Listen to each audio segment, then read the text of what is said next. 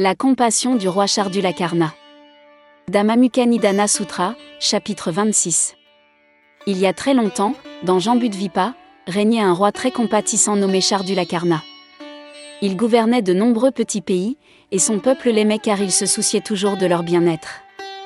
Un jour, des astronomes informèrent le roi que Mars était apparu dans le ciel, ce qui signifiait qu'il n'y aurait pas de pluie pendant les 12 prochaines années. Le peuple ferait face à une grave sécheresse et à la famine. Le roi, profondément inquiet, affirma « Comment le peuple va-t-il survivre sans pluie ?» Après avoir consulté ses ministres, le roi décida de faire un inventaire des réserves alimentaires de chacun pour voir s'il pouvait tenir pendant les 12 années.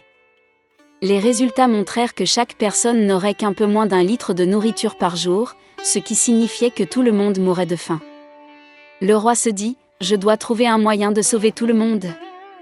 Il décida donc de se sacrifier et de renaître en tant que grand poisson pour nourrir le peuple avec sa propre chair. Il sauta dans la grande rivière et devint rapidement un énorme poisson. Un jour, 5 charpentiers arrivèrent au bord de la rivière. Le grand poisson leur parla en langage humain et dit « Avez-vous faim ? Vous pouvez manger ma chair et en emporter chez vous pour nourrir les autres. » Les charpentiers furent ravis, et après s'être bien remplis, ils en parlèrent aux autres. Bientôt, tout le monde vint au bord de la rivière pour manger la chair du grand poisson. Chaque fois qu'un côté de la chair du poisson était mangé, il se retournait pour laisser l'autre côté repousser.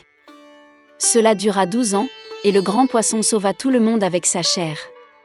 Plus tard, le Bouddha dit à Ananda qu'il avait été le roi Shardulakarna de l'époque, et que les 5 charpentiers étaient les 5 bhikkhus d'aujourd'hui.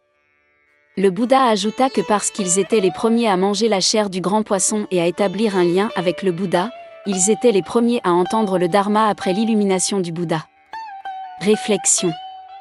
Cette histoire nous enseigne l'importance de la compassion et du dévouement désintéressé.